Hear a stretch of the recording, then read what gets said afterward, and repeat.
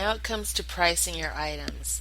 Giving your items a code and a pricing. And to stay within that pricing, you can increase the prices as the years go by, but find a price that you're going to be comfortable with. At first, when people first start selling on the internet, you get kind of excited. You try to undercut the competition, and then you're kind of stuck with that pricing. When you try to raise it, customers will question you and they will boycott you if they have to because they're not willing to pay the higher prices. So you're kind of stuck with this. Don't go so low unless you're saying it's on sale, and make it specific that it's on sale for that short amount of time in the beginning.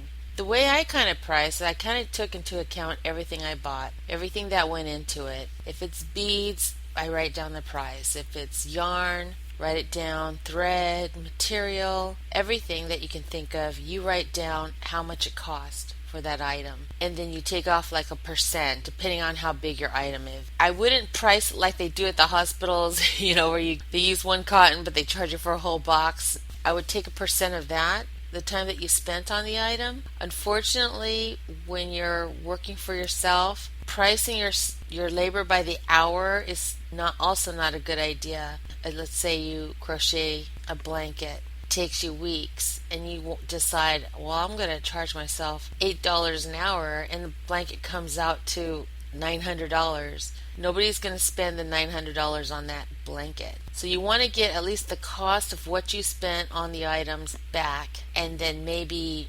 $20-$30 for your time spent into it to start. Okay, this is just to start, and you got to think this low, especially if you're going to start with auctions or to start with sales to try to get a customer base. But here are some things that you can ask yourself when pricing. What is the customer willing to pay for my product? You have to assume the average customer, what they would be willing to pay. If you notice, many people are shopping at Walmart, or they shop at Kmart or Target because of the prices. Chances are the general public is not going to be willing to pay 4 times as much because it was handmade. Maybe a select few people would, but not in general. So you got to keep that in mind. What kind of customer do you want to target?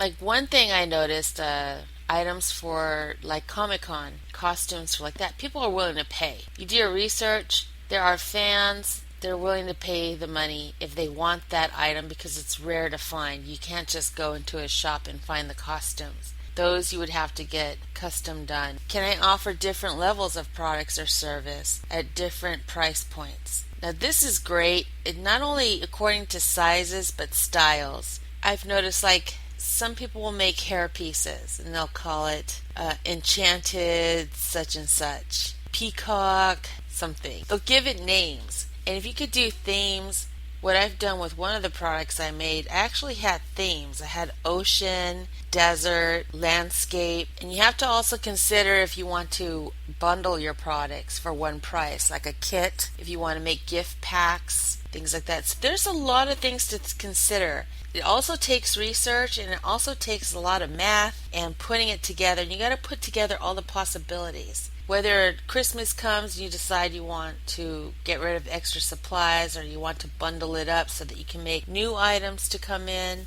those are great. For example, if you have homemade soap and you make homemade lotion, and maybe you actually make the washcloth, you could put together a kit like that. You could sell individually, and then what it would be as a kit. And as a kit, you want to make sure you give some type of discount to make it worth it. And people are pretty apt to buy kits for gifts. One thing to remember is customers buying handmade items or handmade gift products really need to be happy with the product they receive. You got to be honest with yourself. Don't try to scam or cheat the system, or try to just assume they'll just pay for it and just be happy with what they got and the thing falls apart. They won't come back. And what they say about negative feedback goes a long way. Even if it's not roughly your fault, you still have to take responsibility for it. So it's important to make sure that in your description you put down everything. If you are deciding to sell vintage, you have to be honest if there's rips or tears in the product. If there's wear, be honest with your description as much as possible. The goal is to make sure that the customer is happy and that you know that you shipped out something